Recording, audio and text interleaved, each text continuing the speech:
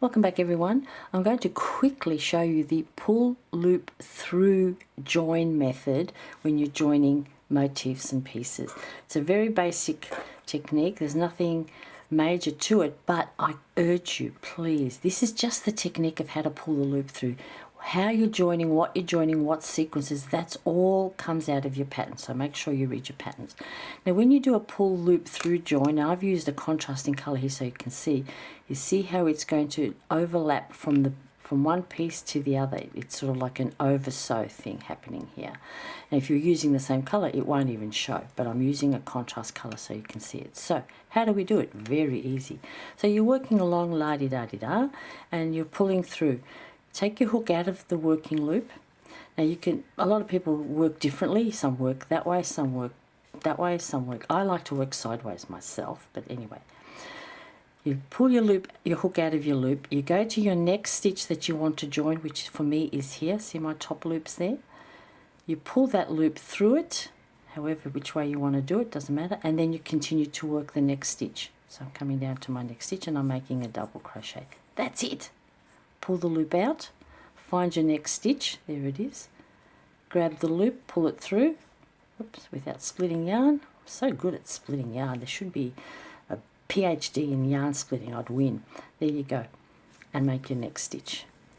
There we go, and that's what it looks like.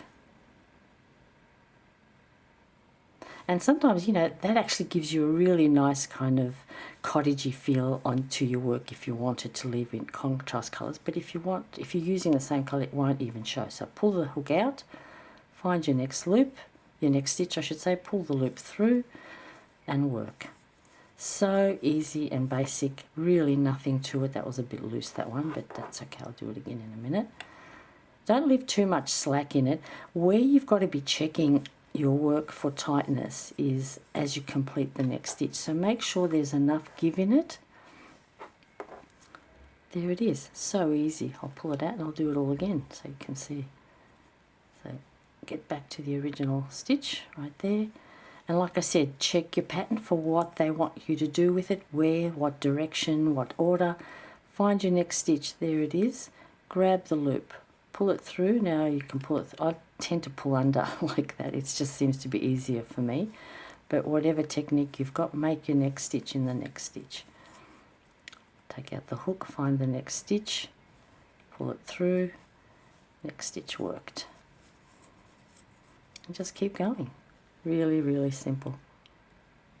And as you get better at it, you'll find that your loops that you're leaving when you pull your hook out are not as big as I did the first few times. I pulled it out quite far, but once you get the hang of it, you don't really need that much loop left. Of course, I'm just made a liar out of myself because I messed it up, but there you go. Life is not perfect. It is extremely messy and untidy and full of mistakes and errors and learning experiences. And so we take it as it comes. There it is. The pull loop through join method. Again, I gave it a bit of a tug. Always do that and check so that it's not pulling too tight.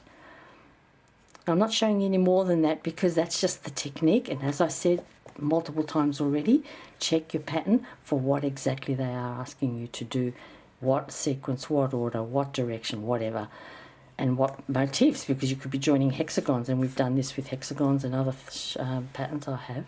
So just practice, make a couple of little swatch squares like this, like I have, and just practice. So much easier.